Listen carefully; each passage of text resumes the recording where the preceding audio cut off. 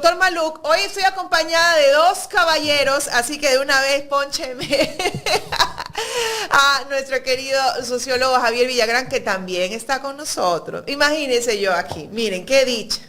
Jaimito descansando y nosotros aquí tres. Buenos días. O la dicha es nuestra, doctor. O la dicha es nuestra tener tan distinguida dama, ¿no? Claro, la dicha, obviamente. ¿Qué les parece esto? Yo sé que toda la audiencia está respondiendo bien, ponga su like, la audiencia está muy contenta.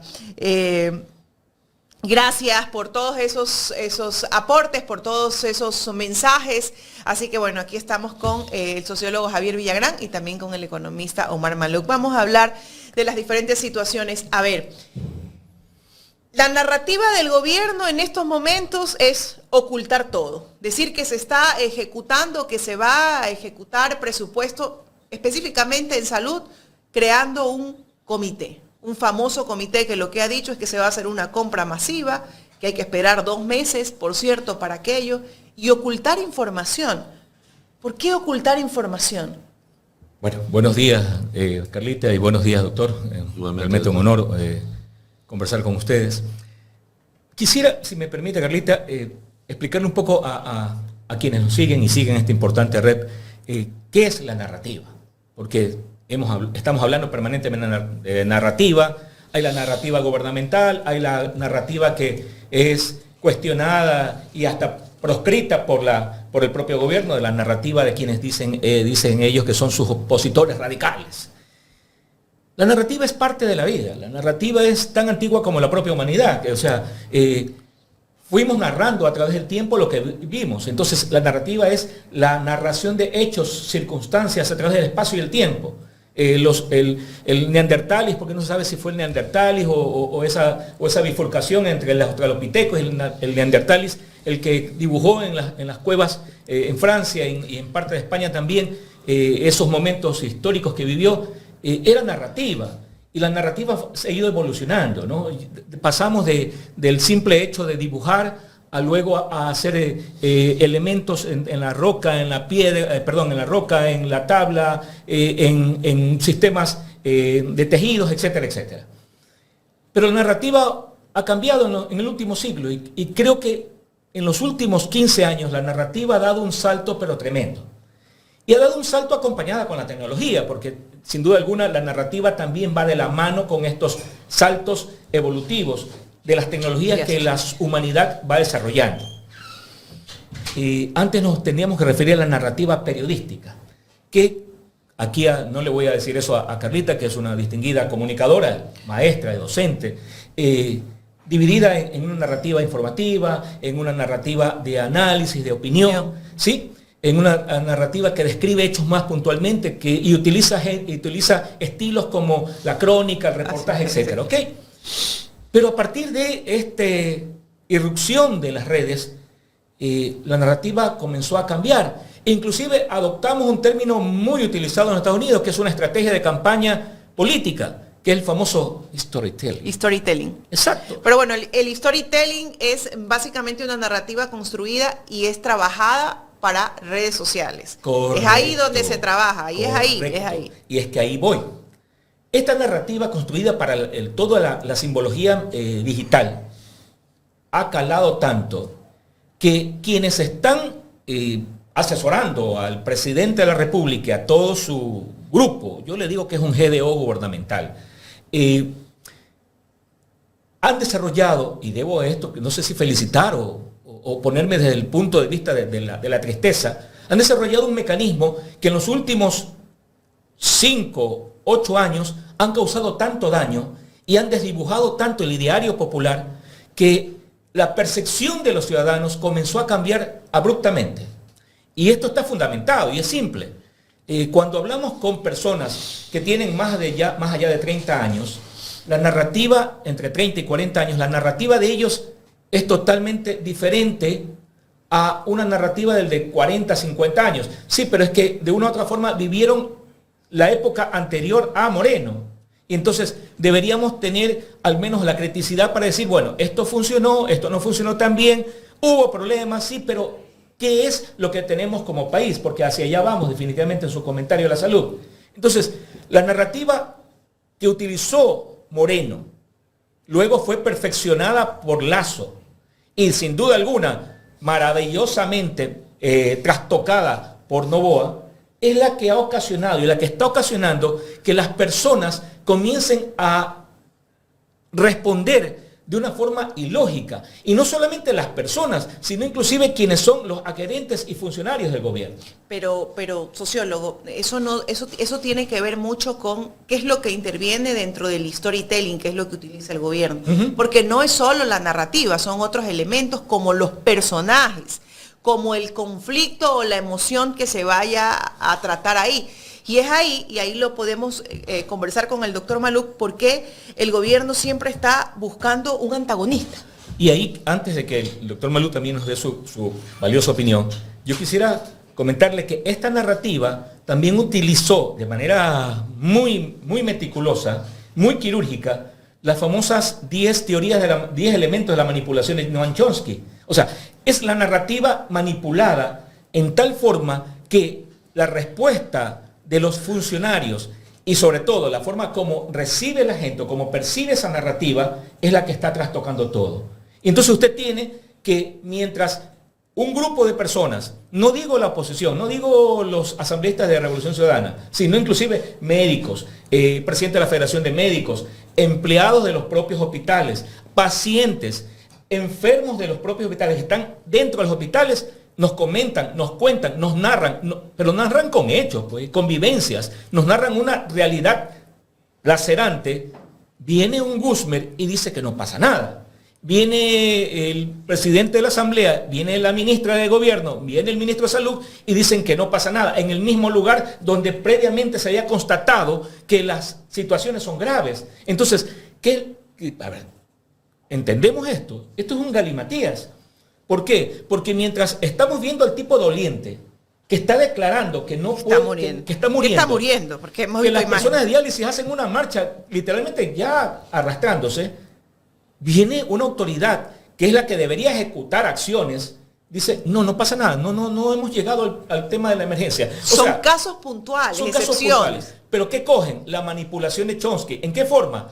Cojo un tema que nos duele a todo y que transversalmente cruza la sociedad, que es la corrupción que también ellos la han manipulado y la han puesto a tal nivel de desarrollo que es ahora exclusividad del gobierno. Entonces, la corrupción que a todo el mundo la odia, todo el mundo no la quiere saber nada de corrupción. No, es que no queremos que se cometa corrupción como se cometió en la época de la pandemia.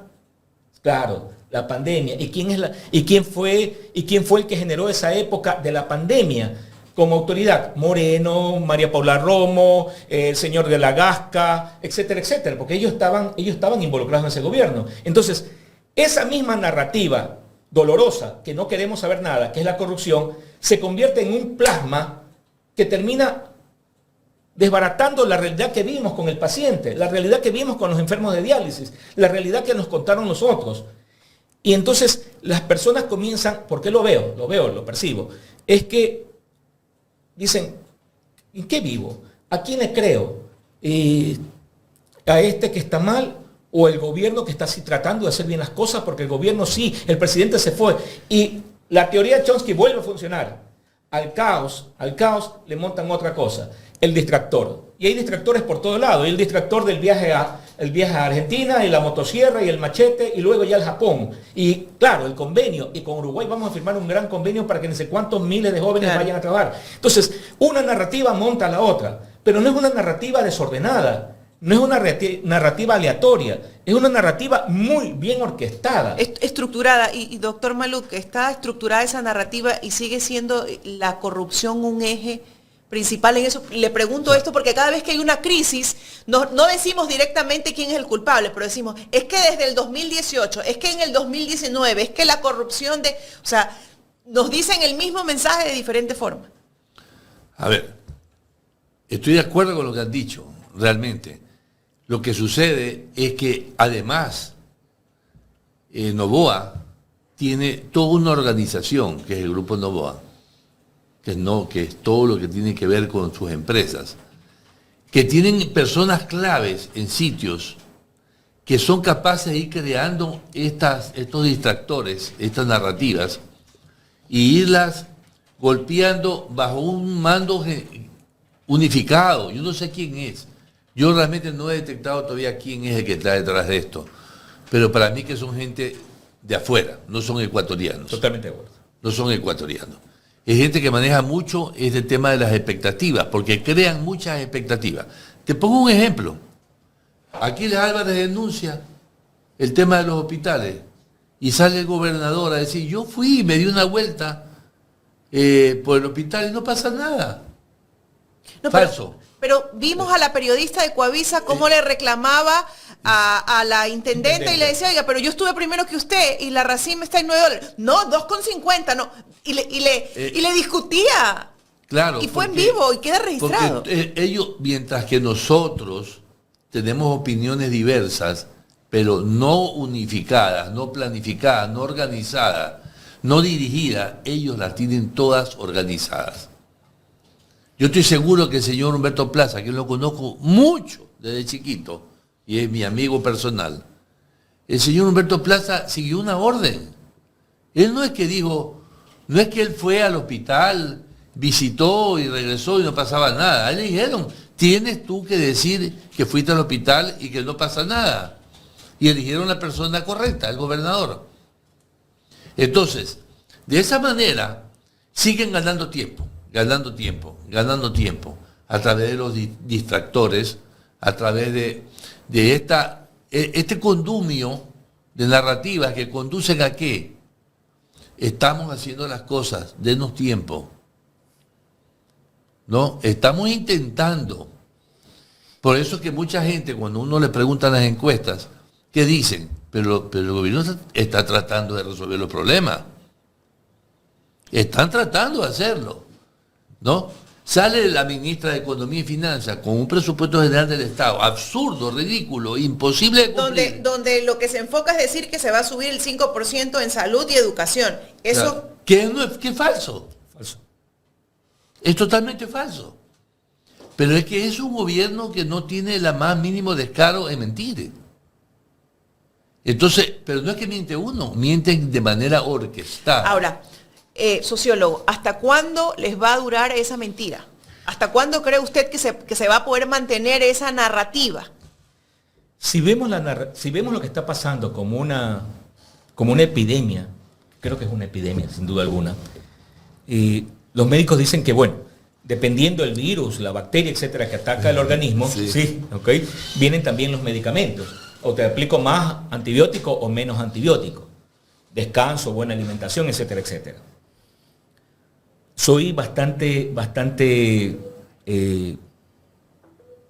penoso lo que voy a tener que decir, pero si las fuerzas, las mentes preclaras, la gente pensante, los medios alternativos, la gran plataforma digital que trata de hacer ver las cosas como son, no desarrolla también un elemento que transversalice, como bien decía el doctor, que transversalice y opere de manera correcta, en equipo, colectivamente, esta narrativa va a seguir golpeándonos. Pero peleamos contra un elefante. Yo les pongo un ejemplo, Ecuador en directo es una hormiga al lado de los elefantes comunicacionales y de los ataques que sufrimos. Entonces, es como bien lento eso, es como... Sí, desgraciadamente, a ver, es que la sociedad que ha llegado a ese punto, no es fácil. Por eso es que cuando en mis pocos espacios de que participo, que les digo, sociológicamente, ¿qué decimos? A ver, el gran cambio comienza en el individuo. Es medio teológico el tema, ¿no? El gran cambio comienza en el individuo. O sea, si yo no estoy claro, preciso, he puntualizado, he hecho un diagnóstico de lo que estoy viviendo y cómo va y hacia dónde camino, yo no puedo convencer a mi esposa, en el caso de la señora, al esposo, a los hijos y a quienes conviven conmigo en mi familia. Entonces, el gran elemento en estos instantes aciagos que vivimos es comenzar a trabajar con la familia y de ahí comenzar a trabajar multiplicadamente. Miren, no hay oportunidad. Usted tiene cooptados los medios de comunicación formales. Usted tiene un Carlos Vera, tiene un Carlos Rojas, tiene a medio mundo y cada vez hay más pautados, y que por cierto se esconde la pauta, ¿no? Ahora ya se esconde con mecanismos de sistemas de publicidad, pero también tienen otra cosa, tienen los gastos reservados. Yo tuve la oportunidad de ser compañero de micrófono de Juan Carlos Faiduti. Sí, Juan Carlos Faiduti Doctor Casaluga, Juan Carlos Faiduti. doctor Casaluga, Contralor claro. General de la Nación. Sí. Compartió conmigo micrófonos en un programa radial de hace muchos años. Y él, entre cosas que van y cosas que vienen, en ese tema que ya usted se vuelve compañero de trabajo y se puede tomar un café y a veces se sale y por ahí uno se va a comer hasta algo común, algo folclórico, gastronómicamente hablando. Me contaba el tema de los gastos reservados en la época del señor Sixto Durán Ballén y de Alberto Dají Garzosa. Entonces, esa época difícil, que mucha gente no la recuerda, mucha gente no la vivió, en donde el Contralor llegaba a auditar el tema, a controlar el tema de los gastos reservados que hacía un gobierno, era simplemente llevar una notita, porque no podía ingresar papeles a la zona donde iba, no podía ingresar documentos, no podía llevar cámara, no podía llevar nada, simplemente le entregaban un manojo de facturas, sí, sí, aquí 10.000, perfecto, 20.000. Listo. Sí, aquí las facturas coinciden con la lista que tengo acá. Se gastó 20 millones. Perfecto, 20 millones. Entonces, procedamos el protocolo era a quemar, a destruir las facturas. Y él tenía que también destruir el documento que había levantado, comprobando los valores que correspondía a gastos reservados. Porque es eso, gastos reservados. Yo le pregunto entonces, doctor Maluk, ¿la caja chica del gobierno está dirigida a los medios de comunicación? Y no solo a los medios de comunicación, también a los militares, también a organizaciones civiles, a ciertos, no medios, periodistas propiamente dicho. Sistemas de inteligencia. Inteligencia y militar. Contrainteligencia. Inteligencia militar. Cuando digo esa caja chica, me refiero a esa caja que no se ve, esa caja que está acá, ¿no? Esa caja que me sirve. Es que no es un presidente. No es un presidente. Hasta Lazo tuvimos un presidente y unos niños. Y el gobierno de Lazo fue un presidente con unos niños. Un presidente con unos niños. Este es una corporación. Fíjate, el ministro de Gobierno de la Gasca, abogado personal en el problema de sus hijos, de la niña y todo. El gobernador, que fue ministro de la Vivienda, el arquitecto que le diseñó las casas. La ministra Manzano fue funcionaria de Grupo Noboa. Y tú te pones a observar, es una corporación, no es un presidente. Nos está gobernando un ente corporativo. O sea, estamos bajo el régimen de la empresa privada. ¿No? En una empresa privada grande, el obrero, el empleado, el conserje, no sabe las decisiones que los CEO están tomando en el consejo directivo de esa empresa. Pero este gobierno sí tiene un CEO encabezado por Daniel Noboa, donde participan los demás grupos de la oligarquía ecuatoriana, porque es un gobierno de oligarcas. Yo lo he llamado una plutocracia militar. No solamente oligarquía, está más arriba que la oligarquía simple, porque es una organización. Oligarca es un millonario que abusa del poder, que tiene poder y lo utiliza a su beneficio. Pero esta es una corporación completa de individuos. Y bueno, ¿cuándo nos vamos a liberar de ellos? Muy buena la pregunta que le hiciste. A lo mejor nunca. A lo mejor nunca. Porque el camino nuestro, doctor, es hacia Paraguay, hacia Nicaragua, hacia Birmania o hacia Egipto. Son los 4 países que son el sendero por donde nosotros vamos transitando. Y cuando digo esto me refiero a corporaciones civiles de personas millonarias, empoderadas del gobierno, con apoyo militar. Y eso es preocupante, porque la situación, todas estas narrativas son hechas por una... Yo estoy seguro que hay un consultor internacional que ya tiene mucha experiencia en Paraguay, en otros países del mundo, que está haciendo esto. En El Salvador. ¿No? En El Salvador, que es una familia la que gobierna y manda. Ahora, Javier, ¿qué pasa con la oposición en este país, con las voces disidentes de este país? Tiene que reorganizarse. Garúa. Sí, totalmente de acuerdo. Garúa. Chispita nomás, chispita. O sea, yo digo aquí algo, tú dices algo, él dice algo, pero no aglutinamos los esfuerzos. Es que hay un problema, doctor, también, y permítame hablarlo desde un poco el conocimiento de haber transitado casi toda mi vida dentro de la izquierda de concepto. La izquierda es la más fraccionada, la izquierda ecuatoriana es la más fraccionada creo que de América Latina. Hay intentos en otros lados que han resultado interesantes, pero en Ecuador la izquierda, esa izquierda real que formularon los grandes procesos de cambio de los años 40, 50, 60, etcétera, etcétera, esa izquierda está extremadamente dividida, seccionada, y esto tiene un partido comunista que no existe. Primero, no existe. No existe. Es un ala de personas a quienes, por favor, y no voy a decir irrespeto diciendo nombrándolos, pero que conozco a todos, y ahí no existe nada. Las JRs, por ejemplo, gran proceso estudiantil de los años 50, 60. Desaparecieron. Sí, sí. Desaparecieron. La Unidad Popular, lastimosamente ex MPD, a quienes guardo una estimación, a algunos de ellos, inclusive a quien fue su líder, Hurtado, pues más les pudo el tema, la capacidad del coraje, el resentimiento. El odio a Correa. El odio a Correa, sí. Porque sí les El quitó odio a Correa fue más fuerte que la ideología. que cualquier cosa. Ya, Totalmente de acuerdo. Usted tiene un Pachacuti que ha involucionado de aquella década de los 40 y 50, donde la teología de la liberación era su gran columna, y donde ese trabajo de la iglesia, que era la justicia social y esos elementos que le llamaron de izquierda, la famosa religiosidad o evangelio de la izquierda, pues ha migrado totalmente. Ahora ya es medio Opus Dei y medio es la iglesia derechizada, pero también son líderes derechizados totalmente.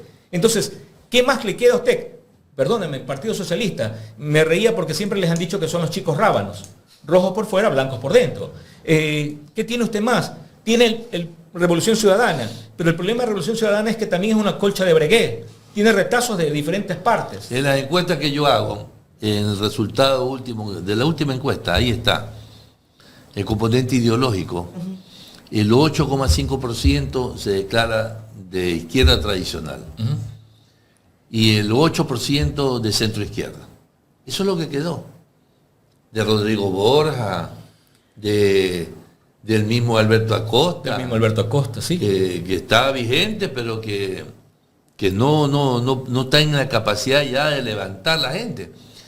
¿Qué quedó? 16%, 17% de izquierda en el Ecuador. Correísmo, que es progresismo, ni siquiera se le puede decir que son de izquierda, porque cuando ellos gobernaron, muchas cosas que hicieron fueron con la mano derecha. Es verdad. Pero es un movimiento progresista que busca la mejora del pueblo, de la sociedad y todo. Y el resto es de derecha. Pero sin embargo ese progresismo, doctor, y perdón que lo interrumpa, ese progresismo en este momento podría ser el gran aglutinador si es que realmente asume una posición. Claro. Y deja el un problema lado. de este progresismo, el correísmo, digámoslo así, y yo lo vengo estudiando a través de mis encuestas y siempre hago preguntas, es que se enquistaron en el poder, hicieron como una especie como de quiste. No digo que sea maligno ni benigno, puede ser benigno, pero es un grupo que está aquí en la cúpula y ya no hay forma de entrar. Entonces ellos no se desplazan hacia la sociedad ideológicamente. Yo hago una pregunta, doctor, si usted lo sabe me lo dice. ¿Quién es el líder ideológico del correísmo sin Correa? Porque Correa está... Cuando yo hablo de correísmo sin Correa, es porque Correa está afuera. No es porque que sea los Correa. Es porque Correa no está en el Ecuador, está en Bélgica. Así es. Entonces, ¿cuál es el líder ideológico hoy en día del correísmo? Que uno puede decir líder ideológico, un Rodrigo Borja, por ejemplo. Exacto. ¿Quién es? Sin Correa. Dejémosle Correa afuera. La verdad, no hay. No hay. Ahí está la respuesta. No hay. O sea, siendo crítico y analizando todo lo que ocurre. Y por eso es que le decía. Y ahí entonces dice, dejámoslo afuera Correa porque está lejos. ¿Qué pasa si Correa estuviese aquí? Afuera otra cosa. No, las cosas cambian. No. Fuera totalmente es otra diferente. película. Se puede rescatar ya no solamente ese 8 o 16%. Claro, pero es un imposible, es una utopía. Es un imposible. Y entonces, ¿cómo recuperamos a esa población? ¿Cómo se recupera esa población? Teniendo, primero hay que hacer un mea culpa. Yo sí, obligatoriamente. Nosotros, perdónenme que lo diga, en sociología utilizamos el famoso focus group, ¿no? Sí, sí. Que es la posibilidad de poder discutir, debatir y llegar a elementos que luego se tienen que aplicar en el mismo grupo. Cada partido, y sobre todo la Revolución Ciudadana, tiene que hacer un mea culpa. Y creo que el mea culpa debe comenzar inclusive por la forma como constituyen los grupos parroquiales, cantonales y provinciales, que han sido un gran elemento que ha ido deteriorando la participación de las personas. No voy a decir cantones, porque se me pueden ofender algunos, pero se ha tocado en casos que una persona que ni siquiera era activa de la Revolución Ciudadana y que había estado con Lazo, por ejemplo, de un momento a otro apareció como el candidato de la Revolución Ciudadana, sabiendo que la Revolución Ciudadana en provincias como Los Ríos, como Guayas, como Manabí, tiene un capital electoral importante, y ganó las elecciones, habiendo estado haciendo campaña con Lazo, habiendo negado y perdóneme, lanzado culebras y rayos al aire, pero sin embargo ganó la alcaldía con la Revolución Ciudadana. Y así ha pasado en muchos lugares. Entonces, ¿qué hace eso? Hace que se desgaste la plataforma, hace que se desgaste el individuo, que usted en este momento lo está llamando y lo está haciendo recordar. ¿Cuál es? Es el capital político real, es el hombre del campo, es el hombre trabajador, es el chico que dice, bueno, pero si este tipo lo conozco, este tipo estaba contra Correa, habló peste de Correa, sin embargo ahora representa a Correa en el cantón y es la máxima autoridad. ¿En qué estamos? Ese es un desgaste que lastimosamente ha tenido Revolución Ciudadana.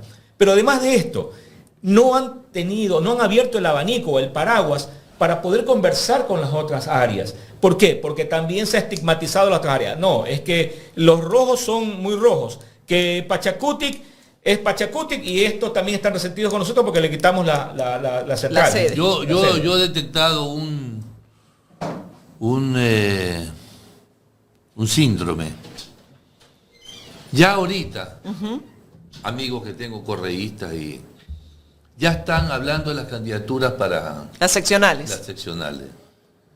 Yo no escucho debate ideológico. No. ¿Y qué es lo que escucha? Simplemente perfil. Fulano ya está queriendo ver cuánto da para conseguir la candidatura. Sutano, entonces, ¿qué pasa?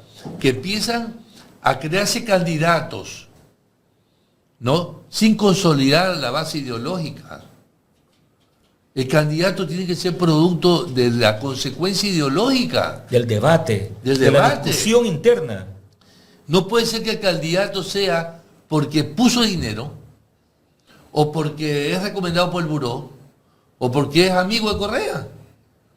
Eso tiene que acabarse. Bueno, ¿por qué ahora cualquiera se cree candidato? Cualquiera cree Pero es que si la Revolución Ciudadana, que es la única opositora que hay en el Ecuador a este gobierno de ultraderecha, tiene que darse cuenta que nos representa a todos. O sea, yo como Omar Malouk, ¿a quién puedo recurrir para que nos salve de Noboa? ¿Usted se siente representado en estos momentos por la Revolución Ciudadana? No. Pero yo quiero que me representen.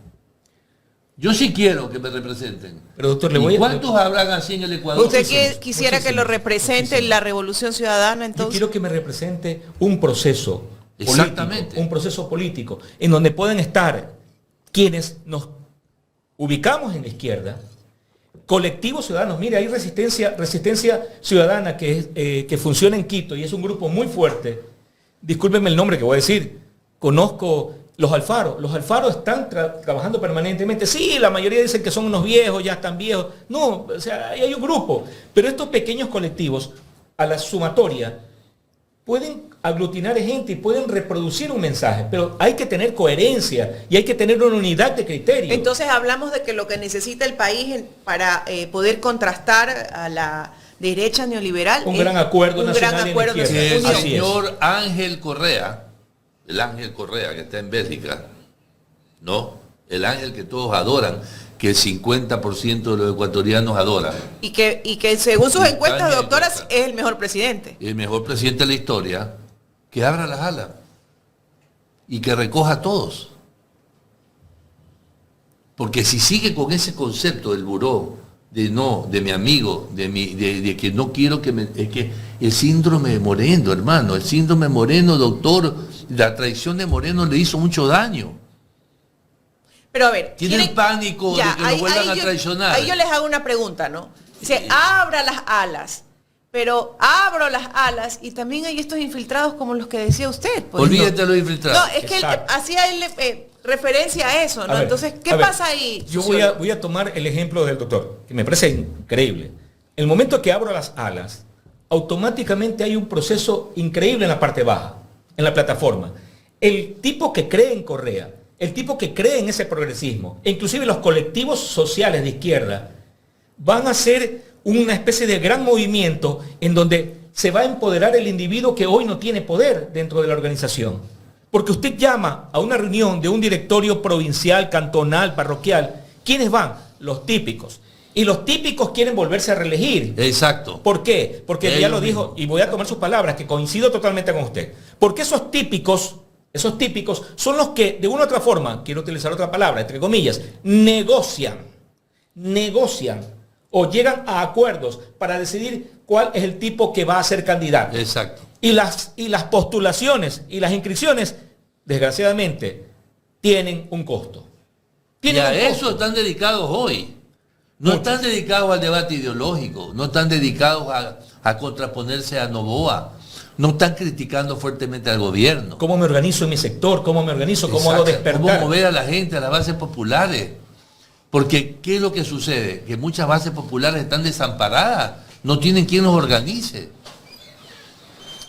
Entonces, déjeme pedirle a la gente, por ahí me dicen que hay, parece que un problema con el audio, ciertas fallas. Agradecerles a todos por su sintonía, gracias por esos likes. No se olvide de poner el like. Así que recuerde que estamos conversando con el sociólogo Javier Villagrán y con el doctor Omar Maluk.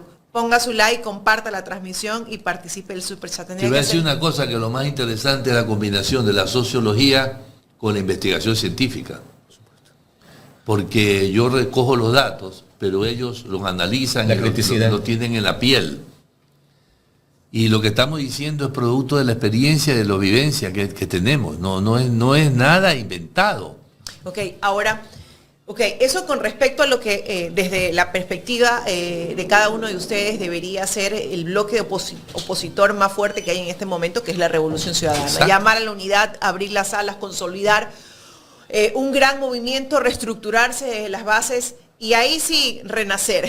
No voy a nombrar el animalito que renace porque ese definitivamente no renació aquí por ningún lado. Pero ¿qué pasa con los otros partidos, por ejemplo? Partidos que se han sabido llamar de centro o otros partidos de derecha, ¿tienen espacio? ¿Pueden renacer? Ya no, se acabó. El método de Hon los mató. Así es. El método de Hon los mató. Si con el método imperial de 1, 3, 5, 7, 9 como divisores, así es, no metieron, sino creo que el Partido Social Cristiano 2. Con dificultad. Con las completas. Así es. Y los partidos minoritarios creo que metieron que 5. Y más porque eran localistas. Y más porque ciertas figuras eran localistas. Con el método de Hon, ¿sabes lo que van a meter? Cero. Serapio. Serapio. Sí. Serapio. O sea, okay. Centro Democrático, Sociedad Patriótica. Ahí murieron. Ahí murieron. ¿Y qué es lo que sucede, Carlita? Que la gente está ahí. Hay un 15%. Esa gente 15%. Puede ser atraída por un movimiento de izquierda, por un movimiento progresista. Es que es cuestión de abrir las alas. Sociólogo, desde el punto de vista social, ¿puede ser atraída? Sí, puede ser atraída, pero para eso necesito obligatoriamente sacarme esta postura que tengo, este traje que tengo que es infranqueable, para que los chicos me entiendan, o los chicos jóvenes que nos están viendo, la famosa burbuja de Goku, ¿no? Que es un escudo. Es salirme de ese escudo, como decía el doctor, salirme de esa burbuja y tener la capacidad de sentarme con todos a discutir, a ver qué es lo que quiero primero como efecto, como un plan de acción en la comunidad que yo quiero representar. Si hablo, por ejemplo, un cantón, Colimes, ¿qué quiero hacer en Colimes, que tiene una parroquia adjunta al cantón? San Jacinto de Colimes. ¿Qué van a hacer en San Jacinto de Colimes? ¿Quiénes son las personas representativas de San Jacinto de Colimes? ¿Qué va a pasar en la cabecera cantonal con todos sus 93 recintos? ¿Qué va a pasar? ¿Qué va a pasar en Balsar, en Palestina, que son los cercanos? ¿Por qué digo esto? Porque, por ejemplo, y hablé a propósito de Colimes, en Colimes hubieron 7 o 9 candidatos a alcalde. Sí. ¿Sí? Colimes, campeonato mundial de la política. Y en este momento, les puedo decir que en este momento, a fecha de hoy, 25 de agosto del 2025, deben haber siquiera 7 precandidatos para alcalde. Ya los hay. Sí. Inclusive 3 o 4, los que fueron en la contienda anterior, hoy son potenciales candidatos. El Gordo Macías seguro es uno. Macías Bueno, Manzaba.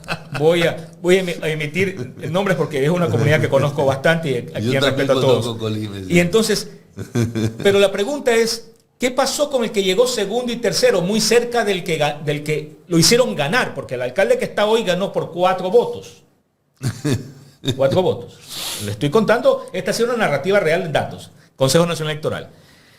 ¿Qué va a pasar con el que llegó segundo y tercero? Bastante cercanos al primero. Son candidatos potenciales. Por ahí hay uno que se quedó porque no logró inscribirse en un partido. Es también un tipo bastante conocido. Es potencial. Un exalcalde que ya no está dentro de lo que era Alianza País, ahora salió totalmente, quiere también ser precandidato. Y hay unos 5 más. O sea, tiene usted 7 o 9. Aparte que hay en la lista de ADN, hay de los 5 tipos con mayor recurso económico del cantón que están peleándose para ver cuál es, porque ADN ha puesto como condición que debes tener dinero para pagarte la campaña, obvio, mucho dinero, ¿sí? Y aparentemente tener la representación de la gente, o sea, que la gente simpatice, cosa que es difícil porque ninguno de los cinco tienen la simpatía del pueblo. Pero va a tener ese partido un candidato y va a votar harta plata. El problema está entonces, retomando lo que usted decía, es que si queremos hacer un gran acuerdo en Colimes, tendríamos que sentar a estos 4 o 5 que no están dentro de la línea de ADN, aunque ahí todos saltan y todos se cambian. El uno fue de Sociedad Patriótica, ahora quiere ser Partido Social Cristiano. El que era Partido Social Cristiano quiere ser ahora de ADN. Porque ese es otro problema, formación. No ha habido capacitación política, no ha habido ubicación política en cuanto a líneas directrices de doctrinamiento. Sí, la palabra suena feo, doctrinamiento. Sí, es necesario el doctrinamiento, porque necesito saber cómo te ubicas, si eres un gobierno de izquierda, un gobierno de derecha, qué vas a hacer como modelo de gestión, cómo trabajas tu plan de acción inmediata para el cantón, cómo evalúas y diagnosticas los problemas que tiene un cantón. Y esto es general, y lo mismo pasa para la provincia y para el país. Va de lo micro a lo macro, de lo específico a lo general. Entonces, cuando estas cosas no se trabajan y no funcionan, usted tiene un conjunto de precandidatos que lo que hacen es distorsionar el proceso político. Y se concentrarán en lo que usted bien dice, en 2. ¿Por qué? Porque creo que hasta esta última elección va a encontrar usted 8, 10, 12 partidos nacionales interviniendo y unos cuantos provinciales y locales interviniendo sin tener mayor votación. Le voy a contar algo que yo estoy haciendo, sociólogo. Usted me va a apoyar. Con gusto, con gusto. Yo hago la encuesta. Y cuando alguien votó por Luisa, ¿por quién votó usted en las elecciones? Las elecciones, segunda vuelta de 2025. Luisa González. Y lo que estoy haciendo es, ¡pac!, se le abre una pregunta nueva para esa persona. El que votó por Daniel Noboa, no, ese ya sigue su camino, sigue tu camino. ¿Le gustaría a usted colaborar con nosotros en investigación científica, social, para beneficio del país? ¿Sabes cuántos tengo ya? ¿Sabes cuántos tengo? 3.500. Ahora, te voy a decir otra cosa. Yo te voy a mostrar el chat para que lo veas. Tengo un chat de 250, porque no me permite WhatsApp hacer un chat de 3.500. Y si meto mucho de golpe, me bloquea. Ya. Tengo 250. Oye, estoy impresionado de la calidad de esos jóvenes, de la calidad intelectual. Estoy impresionado. O sea, la Revolución Ciudadana no sabe que tiene eso. No lo sabe. Y estos chicos, doctor, estos chicos fueron seleccionados aleatoriamente. No conozco a nadie yo de ahí, nadie conozco. Son 250 personas que yo no las conozco y que chateo con ellas todos los días. Y que ponen unas cosas espectaculares. Y yo me estoy alimentando de la información de todos esos cerebros. ¿No? Y entonces, ¿cuál es la idea? La gente está ahí. Esperando. Doctor. O sea que eso significa, doctor, que la gente está ahí, esperando, Sí. al llamado de que... Pero no a sea la carnetización. No es, oye, ven para dar tu carnet y ya. Con el carnet, ya. Eso es ya. después Eres para mío, reforzar, eres ¿no? mío. Exacto. Eso después, doctor. Para reforzar. A ver, yo quiero, ya lo que usted me Pero da la bueno, la confianza. carnetización es propio, obviamente, para quienes son militantes o quienes quieren... Pero mucha estar gente no se resultados. quiere carnetizar, no se quiere militar. Ya la militancia Y está no me pasando de y no me moda. sorprendería que generen una narrativa para tratar de De desprestigiar, menospreciar. por supuesto que sí. Dada- Eso estamos seguros que en cualquier momento lo van a instaurar. Dada este dato que nos da el doctor, yo quiero confirmarles algo, y quizás no esté autorizado, pero voy a ser infidente. Permítame un momento, aquí hay un mensaje, dice Rocío Calderón, Carlita, que haya concurso de méritos y oposición en el partido. ¿De acuerdo? Para De que acuerdo. puedan ser Que representantes. hayan debates abiertos, Debates, que tengamos mesa de debates discusión. abiertos. Qué bueno. Mire, termino con lo de Colimes. Voy a terminar con lo de Colimes. Porque allá un hombre bastante joven, yo creo que no sobrepasa los 35 años, es entrenador de estas escuelas de fútbol, etc. Hace algunas semanas atrás me dijo, ¿sabes qué? ¿Puedo conversar contigo? ¿Puedo esto? Creo que voy a asumir por mi larga trayectoria dentro de Alianza País, etcétera, ahora Revolución Ciudadana, voy a asumir la dirección cantonal. Voy a asumirla. ¿Qué debería hacer? Lo primero que te recomiendo es, haz un taller de liderazgo. Ubica a la gente en función de qué es ser líder, ser jefe o cacique, porque es lo que pasa en estas divisiones territoriales, sectores. ¿no? Exitoso, increíble. Y tengo entendido que hay un buen número de personas que se han inscrito en ese taller de liderazgo que va a generar este director. Este director cantonal, que es de un cantón pequeñito, uno de los más pequeñitos en población y en votantes de la provincia del Guayas, y resulta ser que los otros directores se están sumando. Me parece magnífico, pero esto va a ser, ojalá que no sea una isla desconectada de la organización provincial y de la organización nacional, porque si esto le llega a resultar a este joven director cantonal, resulta ser que debería automáticamente generarse a nivel de la provincia, a nivel del país. Y es lo que la gente está necesitando. Entonces, yo lo que hago es corroborar lo que dice el doctor. La gente quiere participar, pero quiere participar con sus ideas discóbolas o precisas o fundamentadas o científicas, pero No quiere hay, participar. ya no hay ¿Y eso. qué está esperando la gente? Que lo organicen. Que venga un líder, que alguien Obviamente, tome la pero batuta es y lo que el organice. líder es el Eso es lo que que está organiza. esperando. ¿Qué Ahora, tiene? A ver, entonces, ese líder, ¿qué tiene que tener? O sea, y yo me pregunto qué tiene que tener, porque al líder que tenemos visualizado es a Rafael Correa, y ese líder dejó una vara tan alta, ustedes lo han Y dicho, lo está han fuera, manifestado. y está fuera. Y lamentablemente por toda esta persecución política y estas mentiras están fuera. Me decía aquí una seguidora hace un momento, el líder que quedó era Jorge Glass y está preso,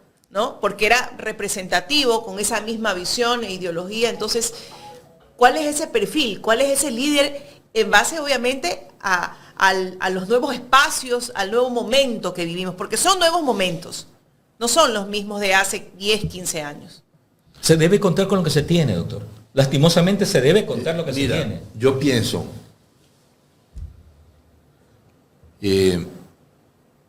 convocar gente progresista, 200, 300, digamos un número, 200, a nivel nacional. Son 24 provincias, digamos 10 por provincia, 10. 5 por provincia, Exacto. depende del tamaño de la provincia, Y de la 5, 10, población, 15. exacto. Convocarlos y que ellos se comprometan. Tú vas a ser un impulsor de la revolución progresista para salvar a este país. Pero tú me firmas aquí que no vas a ser candidato a nada. ¿Por qué? Porque cuando el interés de la candidatura se mezcla con el proselitismo político, Desdibuja. se desdibuja, se daña. Y es lo que ha pasado. Claro. Es decir, desprenderse de la candidatura. Yo no quiero ser candidato a nada, pero yo sí quiero trabajar por mi país. Seré candidato en el futuro, sí, pero no en la próxima elección. En este proceso no. No en este proceso. Y vas a ver los resultados. Porque ¿cuál es el problema que tienen los partidos políticos y Revolución Ciudadana? Que todos quieren ser candidatos. Todos quieren ser candidatos. Y entonces, O sea, todos quieren el curul, el puesto, nadie quiere estar en el territorio. Porque son dos cosas es diferentes. que ya están enfocados, es que ya es perder tiempo, hacer territorio, o hacer concientización, o ir a hablar con la gente. Están concentrados en su candidatura. Y generan líneas de contraposición entre ellos mismos. Así es. Claro. Porque Y eso es lo que es que yo vengo pasa. por la línea de tal porque él está más cerca del Machi. No, yo estoy con la línea de acá porque ellos Sí. se comunican y se reúnen con el Machi en tal lado. O estos de acá lo pueden llamar de manera directa. Entonces resulta ser que hay 3 precandidatos dentro de la misma línea, que no sería malo. Exacto. Si es que el debate fuera abierto y que se termina decidiendo por sus méritos, por sus conocimientos y por el plan que piensan aplicar. Porque finalmente... Pero que quienes presidan los debates no sean ellos. Así es. Pues no puede ser juez y parte. En el debate tiene que presidirlo, liderarlo, gente que no vaya a ser candidato. Correcto. Bien. Bueno, nos hemos ido De la narrativa. para todos los Estamos hablando de lados. Revolución Ciudadana, una serie De ideas, claro. de ideas, ¿no? Pero en base, bueno, todo esto es enfocado incluso a paliar esa narrativa, ese storytelling que viene manejando el gobierno, porque nos preguntamos hacia dónde vamos con las políticas neoliberales. Conversábamos, Javier, con el economista Marco Flores Sí, escuché, y el doctor bueno. Maluk al ingreso, y es definitivamente asombroso, causa mucho susto ver hacia dónde va a ir el Ecuador. Y hay que tratar de unificar fuerzas para poder contrarrestar aquello, ¿no? Esta política neoliberal. Aquí necesitamos un cambio de visión, y él lo dijo, o sea, es claro, hay que cambiar la política económica de este país, y para eso tiene que cambiar la ideología. Porque si seguimos con un gobierno con esta ideología, sin duda alguna no se va a poder cambiar el modelo económico. Pero entonces, si estas narrativas se vienen aplicando en el tiempo, ¿no? En el tiempo y en los espacios que se vayan dando, ¿cuándo va a ser el momento exacto o el momento preciso en que la gente va a dejar de consumirla? Porque es un consumismo que se da a través de estos aparatitos, ¿no? No se puede decir tiempo, mi estimada amiga, no se puede decir tiempo. Pero quienes han escuchado esta frase a lo mejor la comprendan de mejor manera. Hay que recurrir a la famosa radiobemba. La radiobemba es el mecanismo más poderoso cuando tú no tienes la posibilidad de llegar a estos medios tradicionales. En la década de los 50, 60, los grandes procesos revolucionarios utilizaron no sistemas tradicionales, no la famosa radio, que era un poder en la década de los 50 y 60, o en los 70, que también hubieron procesos. No, era el tema de transmitir, la narrativa transmitida de manera adecuada. Y para transmitir de manera adecuada hay que tener convicción de lo que se hace, hay que estar claro, preciso, y haber armado una estructura que me permita consolidar ideas y que todos actuemos en función de esa idea central. Y esa idea central nos va a llevar a reproducir los mensajes. Estos mensajes son los que van a permitir volver al redil a aquellos hombres de 40, 50 años que vivieron el proceso de los años del año 2007 hasta el año 2017 y que sepan evaluar cómo era el país de ese entonces y cómo es el país que hoy estoy viviendo. Hoy estoy viviendo. Que ese es el gran problema. La gente dejó de evaluar las cosas, dejó de hacer diagnósticos de sus realidades. Y son las realidades las que impregnan el pensamiento y la percepción, porque nosotros trabajamos sobre percepción en cuando se hace una encuesta, la percepción ciudadana, que hoy está un poco deformada.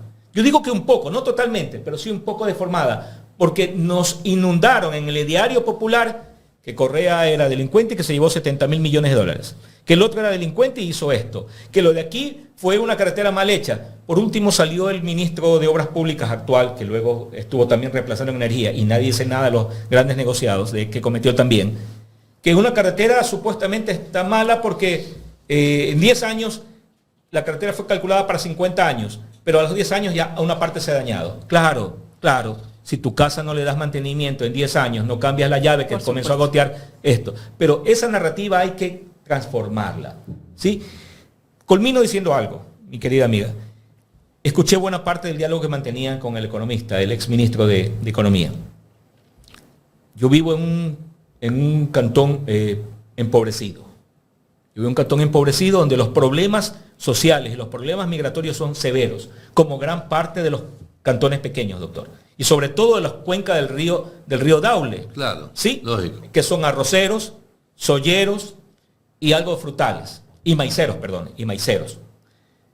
Hay un proceso migratorio fuerte nuevamente hacia las ciudades. En este caso, Guayaquil, Quito. Guayaquil es la que más está recibiendo esto. ¿Qué significa? Que Guayaquil está avanzando en su frontera que ya está agotada en muchos lugares, está avanzando. Estas personas, estos jóvenes, porque la mayoría son jóvenes, y son en su mayoría varones. Ojo, varones. Es un problema que le invito, doctor, a que en algún momento, y cuente conmigo, es una problemática real.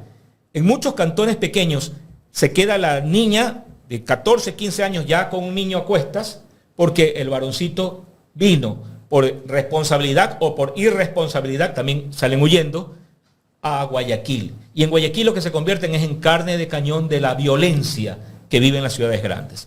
Pero además de esto, los procesos de circulación de capital en los cantones pequeños, productivos, está deteriorándose terriblemente. ¿Por qué? Porque la tierra está siendo abandonada, o si no, alquilada. Y cuando viene alguien con dinero y alquila grandes dimensiones de 5 o 6 propietarios de pequeñas parcelas y le hace una sola parcela para producir arroz o maíz y le mete químicos que da miedo, lo que hace es dañar la tierra. Y le está dañando la tierra a quien es el propietario. Y cuando él quiere producir, tiene problemas de producción.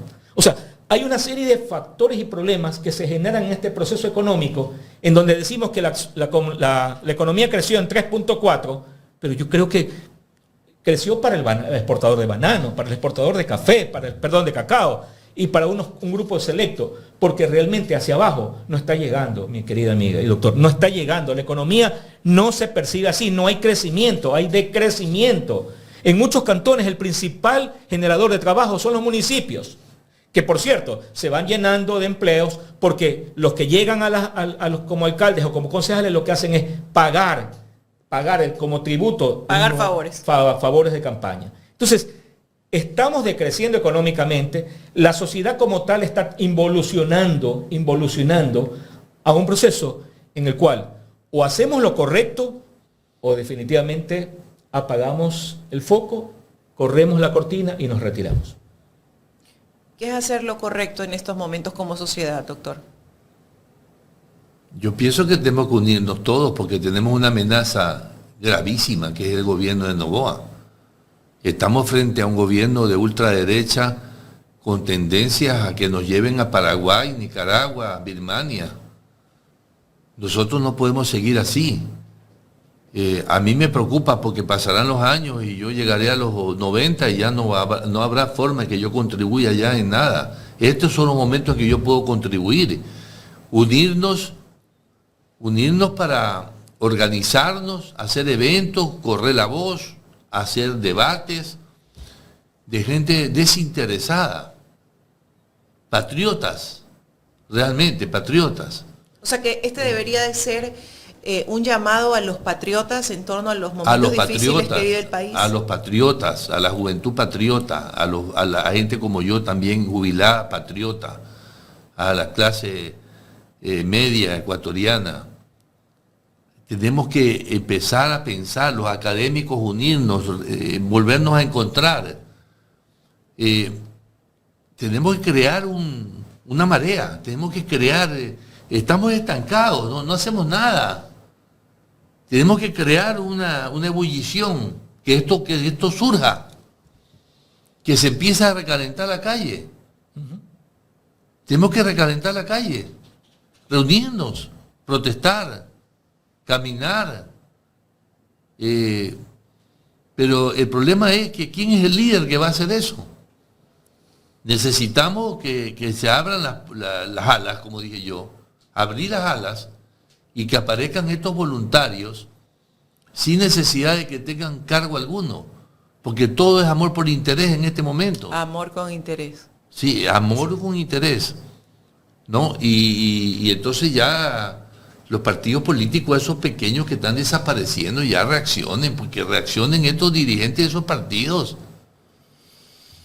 ¿Qué pasa, pues? ¿Qué pasó con Centro Democrático? ¿Qué pasó con MPD? Con la misma Izquierda Democrática. El Partido Socialista. El partido de Borja. Partido Socialista. Quiero agradecerle a Mary Ecuador que nos hizo un aporte, muchísimas gracias. Y gracias a todos los que están conectados. De verdad, tengo mucha gente haciendo un sinnúmero de comentarios, pero no se olvide de poner su like. No sé cómo vamos con los likes, mi querido Jorgito. 1200. ¿Cuánto? 2200. Por lo menos tenemos que llegar a 2500, porque tenemos 3000 personas conectadas.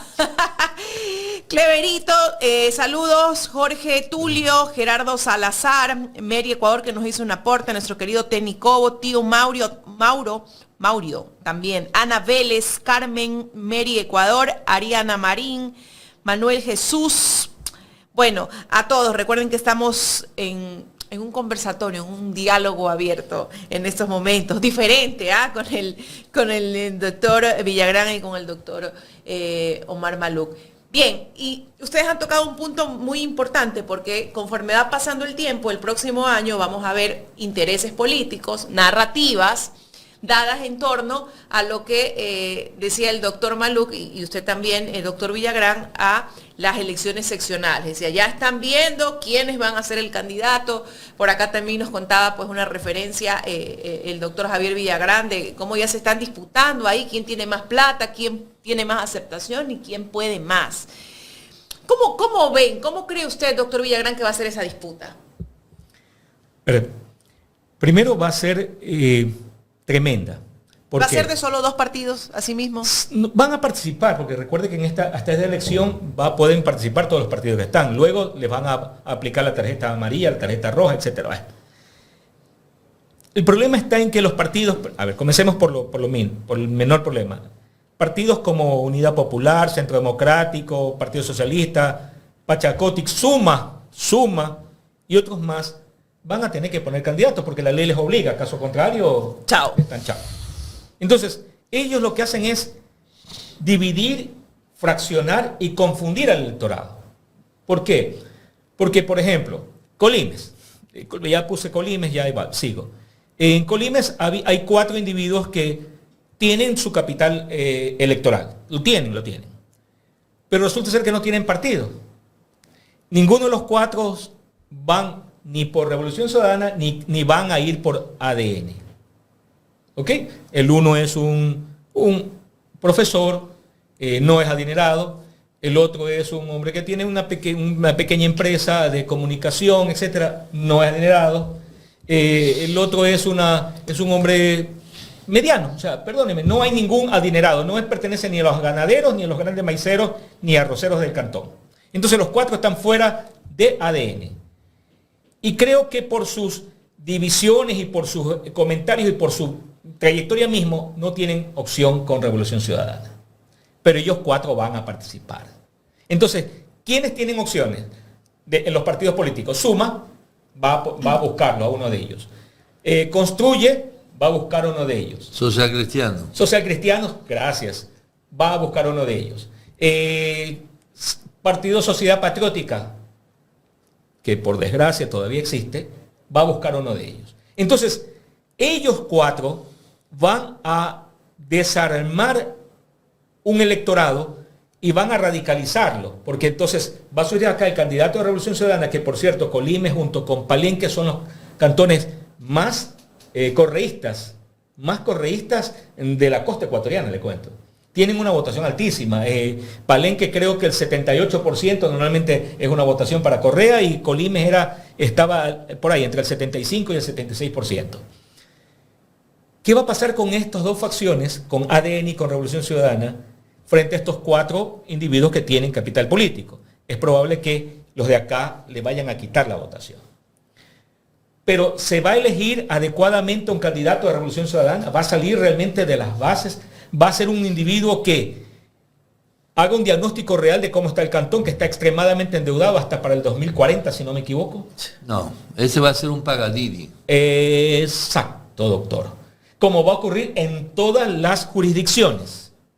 Va a ocurrir en todas las jurisdicciones. Y entonces usted dijo una frase importante. ¿Cuál es el mérito y la capacidad y la experiencia de un individuo para ir a resolver problemas de una comunidad que está necesitando que se los resuelvan? Hay 2 obras abandonadas en Colimes. Perdón, una. Si ustedes entran a Colimes, y los invito a alguna ocasión, va a haber unas torres así altísimas, que están en un lado de la orilla del río y al otro lado, el río Daule. Sí, la he visto, sí. Un puente que no se va a terminar de construir nunca, porque tiene problemas jurídicos terribles y tengo entendido que ya se ha adelantado una buena parte al constructor. ¿Ok? El actual alcalde no hizo nada por intentar arreglar un problema jurídico de la anterior administración, que es también del mismo partido, Partido Social Cristiano. Ok. Quedó ahí. ¿Cuál es el problema que hay que solucionar? Migración. Es un cantón que tiene muchísimos bares. La gente bebe mucho. Hay políticos, entre comillas, que se han inventado el tema de los campeonatos que circulan por los recintos como un negocio particular. Eso es famosísimo. Y termina tomando el papá con el hijo que tiene 12, 13, 14 años, porque en el campo usted se dedica a pelotear, se dedica a beber o se dedica a los chongos clandestinos. Que por cierto, en Colimes los chongos clandestinos son... hay más chongos que escuelas, ¿no? Hay que hacer un tour por ahí, doctor. Sí, no se lo recomiendo. Doctor Maluf, ¿qué pasó? No, por favor. Déjeme decirle a Fernanda Paredes, gracias por dar esperanza a un pueblo que está sumido en la angustia. Gracias por ese aporte. Y también a Santiago Taco, excelente programa. Deberían tener un segmento así cada 2 semanas. Mire, bueno, el tour de Colimes que a mí me gusta es el de los Guayacanes. Pero doctor, irónicamente, y no estoy diciendo que sea malo, ¿eh? Irónicamente es un emprendimiento privado, pequeñito, sí. Porque si usted recorre otra de las vías secundarias. Hay mejores todavía. No, pues usted ve una sabana amarilla. Eso hay que explotarlo. ¿Ya? Pero no se lo explota, doctor. Hay un sitio extremadamente elevado que es un mirador donde usted ve una campiña hermosa. Hay emprendimientos, pero no hay. ¿Sabe por qué? Porque primero los que llegan no tienen un diagnóstico real de la situación de su cantón. Creo que ni siquiera conocen las potencialidades de su cantón. Y no solamente hablo de las potencialidades en lo humano, sino también en sus capacidades de flora, fauna, en sus recursos naturales que tiene a su disposición. Cruza 2 ríos. El río Daule, que toma el nombre de Colimes, porque de acuerdo a la población que pasa, toma el nombre. Cuando pasa por Balsar se llama río Balsar, cuando pasa por Colimes se llama río Colimes, pero es el río Daule. Y está el río Paján. ¿Ok? Estas potencialidades no las conocen. Como no conoce el alcalde de Balsar las potencialidades que tiene Balsar, porque es un hombre que simplemente jugaba pelota, bien conocido por ser chicharachero, agradable, pero que llegó a la alcaldía y el hombre no ni ata ni desata. Y no es el caso solamente de Balsar, es de muchos cantones, muchísimos. Ecuador, claro. Y llegan concejales que, cuando usted le dice, esto es lo que tú tienes que hacer, no, pero ¿por qué tengo que yo hacer esto? ¿Y por qué no me dan una camioneta para mí? Porque llegaron como paganinis. Exacto. Frente a eso estamos. Esas son problemáticas que tienen que discutir. Yo te digo una cosa, yo conozco algunas personas que me han dicho, yo voy a ser candidato a alcalde. Pero díganos de qué ciudad. No voy a decir, porque conozco algunas. Yo soy candidato a alcalde, yo voy a ser candidato a concejal, a consejero. ¿Y de qué partido? A eso todavía está por verse. Sí. O sea, claro, tienen el cheque aquí. Aquí está el cheque. Y tienen que negociar, porque candidatos van. Lo cual te demuestra que no hay componente ideológico. No existe el componente ideológico. Ni preparación. Hay una ciudad en el Líbano que se llama Sidón, donde toda la gente se caracteriza por ser comerciante. Y las reglas políticas de esa ciudad, para ser candidato, tienen que tener plata. Ellos ya hace miles de años que viene esto así. Resolvieron el problema. ¿Para qué los políticos si el que tiene plata es el que manda? Y es lo que quiere hacer el gobierno de Daniel Noboa con esa reforma. Noboa quiere hacer eso. Noboa quiere tener un país, digámoslo así, medieval, en donde en cada cantón, en cada ciudad, haya un candidato de él, de ADN, que sea el Paganini. El que más plata tiene. Aportante a las arcas del uno y a sus propias arcas. El dueño de la ciudad, ¿no? Por eso es que quiere bajárselo a Pavel, por eso es que quiere bajárselo a Aquiles, por eso es que ese es el plan de él. Es que cuando yo digo esto, Carlita, tantas cosas que yo dije que se están dando. Bueno, el plan de Noboa es ese, esa es su mente, es ese, claro. Hacia allá va. Es una mente corporativa. Corporativa y monopolizadora. Quiere tener el país como una corporación, donde en este cantón es una empresa. Y ahí va, el que más plata tiene, ese es el que tiene que mandar de mi partido. Y tiene que asegurarme tales recursos. Exactamente. Correcto. Esa es, entonces, ese es el plan de Daniel Noboa. Y yo realmente me preocupa mucho esto. Me preocupa mucho esto, porque yo ya debería estar retirado. Yo vengo acá porque usted me invita, Carlos. Bien, bueno, para finalizar ya la entrevista, sociólogo, tenemos que hablar de la Corte Constitucional todavía. Sociólogo, ¿cómo contrarrestar las narrativas del gobierno actual? No quiero ser negativo, pero es bastante complejo. Y el proceso para contrarrestarlo le va a tomar demasiado tiempo a la sociedad organizada. Primero organizarse, luego generar un plan para contrarrestar. En este momento lo que hay que hacer es, como hacen normalmente los gatos cuando van cayendo, tratar de virar el cuerpo y caer sobre las patitas. ¿Y qué significa eso? Fortalecer lo que se tiene, plataformas que se tienen. Yo creo que tienen que ser mucho más creativos, sin duda alguna, los que están en Revolución Ciudadana. Yo no veo respuesta a Revolución Ciudadana a toda este torrente de producción que tiene el gobierno, que tiene desde los pauteros, hasta los famosos influencers, que de una u otra manera, comprando seguidores, comprando cosas y medias, ellos se han convertido en referentes. Yo no acepto que, por ejemplo, una Belenix hay un tipo, no sé, nombres medios raros, se conviertan en referentes de la verdad y que sean los que articulan los logros del gobierno. Como un chico conejo malo. Conejo oligarca. Conejo malo. Lo primero que hay que hacer, lo más inmediato, es ganarle la consulta con el no. Por supuesto. Porque si él llega a ganar con el sí, se acabó la vaina. Ahí pero es que, doctor, y volvemos al inicio. Para hacer eso hay que tener una línea matriz, no es una línea desordenada. En este momento hay que tener una línea matriz, correcto, de acuerdo. Todos queremos hacer, este espacio hace lo posible. Quienes por ahí tenemos algo de redes hacemos lo posible. Es que el problema de la consulta, ¿cuál es? Que el gobierno va a tener una narrativa de la consulta, ¿no? La va a adornar, la va a publicitar, van a salir estos periodistas de estrellas, ¿no? Van a salir a defenderla con el sí, y del lado de la oposición no hay nadie que lidere por el no. ¿Quién va a hacer campaña por el no? Es mi pregunta. Va a salir los amigos de la Unidad Popular. Ya, por ahí. Paren de contar que lastimosamente tienen la capacidad de moverse 50, 100, 200, no sé, en Quito, en Guayaquil, pero para de contar porque son un disparo en el desierto. Pero no hay un plan coherente, no hay un plan que diga, a ver, reunámonos. ¿Quién haces plataforma? Tienes tú esta hoja de ruta. Esta es la hoja de ruta. ¿Sabe qué? Vayamos en esta línea para poder establecer este tema de la primera pregunta, este tema de la segunda pregunta, cómo contraatacamos a lo que se está haciendo.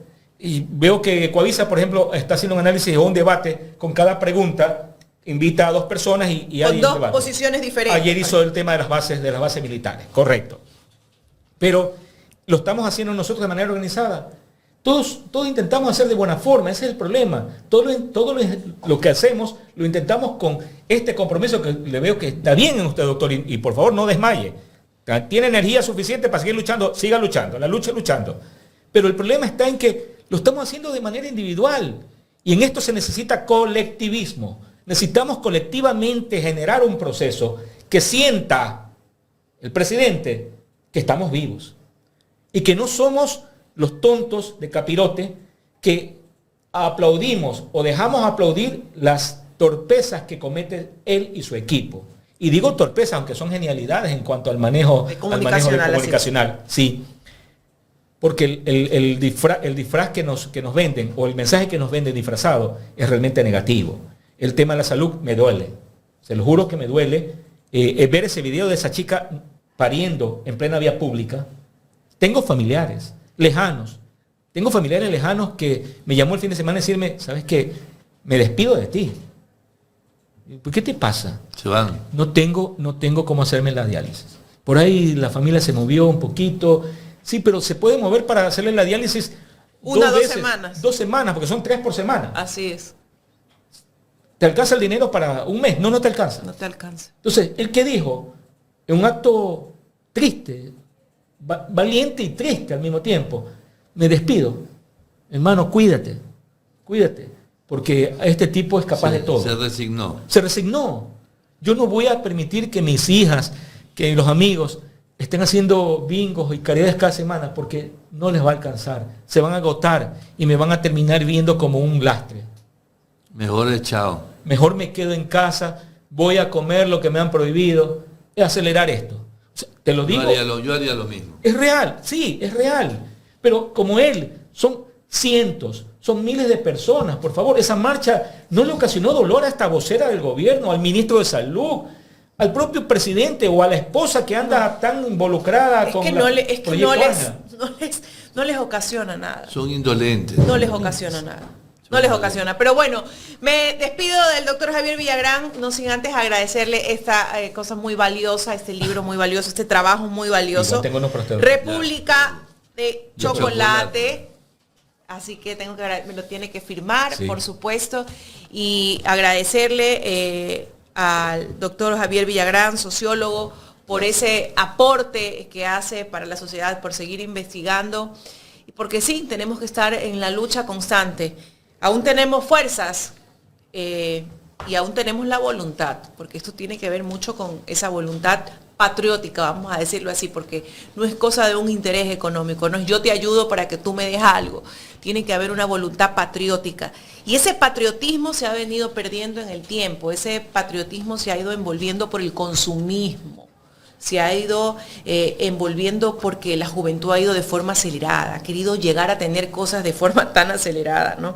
Pero bueno, esto nos va a llevar también a una reflexión, lo vamos a leer, nos lo va a autografiar. Por supuesto. ¿De qué trata el libro? Es una sátira política, es un gobierno de niños, sí, que los adultos le hacen golpe de Estado. Bueno, imagínense. Bueno. Qué lindo poder hacerlo. Gracias, doctor Villagrán. Gracias a ustedes.